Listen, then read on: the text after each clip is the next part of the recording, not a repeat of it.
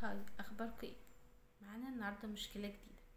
واحده بتقول اللي هي عندها 29 سنه، متجوزه من 5 سنين، وكنا انا وجوزي سعداء جدا وكل حاجه تمام، وشغل جوزي كله مخاطرات كبيره جدا، يوم فوق ويوم تحت.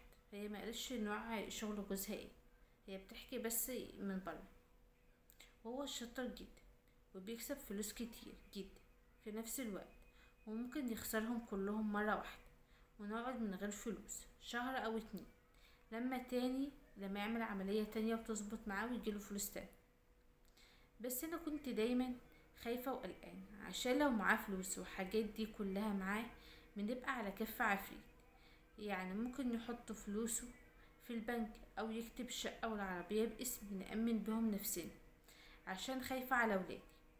وجيه اليوم اللي انا كنت خايفة منه، وعمل عملية في الشغل وخسر فلوسه كلها. وهو كان كاتب لي فعلا كان عطلها فلوس في البنك وكتب لها الشقة. وطلع لما خسر العملية دي خسر كل فلوسه، وكان عليه ديون كتير جدا. وانا من ساعتها وانا مش عارفة اعيش ازاي انا وولادي حرفيا من الحاجات دي كلها. مش هيبقى معانا حتى جنيه واحد نصرف منه. هو جوزها بيقول لها اللي انا عليا ديون كتير، فيا ريت نبيع الشقه وتجيب الفلوس اللي انا كاتبها لك باسمه، اللي هي ايه، تساعدني شويه واسد بها ديون. وهي خايفه اللي هي تديله الفلوس دي وميبقاش معاهم ولا مليم يقدروا يصرفوا عليه.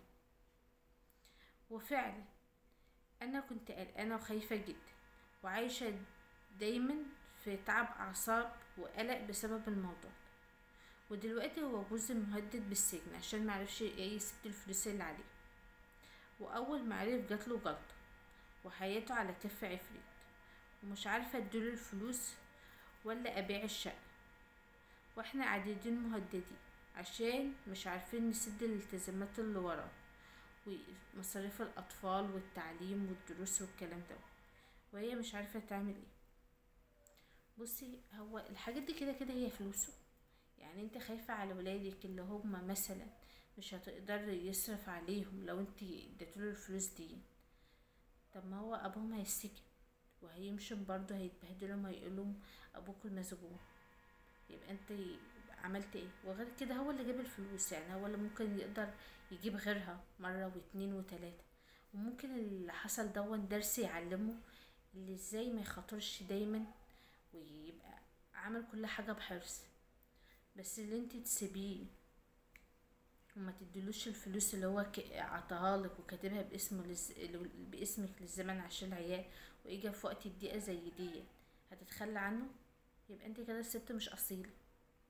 انتوا ممكن تسيبوا الشقة علشان تقعدوا فيها مكان تقعدوا فيه، بس طب الفلوس اديهاله، لان هو اكيد لما يسد ديونه هيعرف يجيب غيرها وهيعرف يصرف على عياله. لا، انا مش معاك اللي انت ما ترضيش تديله الحاجة وتفكري حتى اللي انت ما تسأليش فيه وتقول لا انا مالي عشان ولادي. لا، اولادك كده كده هيتبهدلوا من اللي ابوهم مسجون، وممكن لو هما يسدوا ديونه مش هيتبهدلوا ويعرف يجيب غيره. لا، حاولي تفكري في الموضوع ده كويس علشانك وعشان ولادك وعلشانه. هو الراجل بيعمل كل حاجة علشانكم، مش مشكلة لما يحصل وقت زنقة او تقفي جنبه، لان كده كده اصلا هي حاجته. فلا، تفكيرك غلط.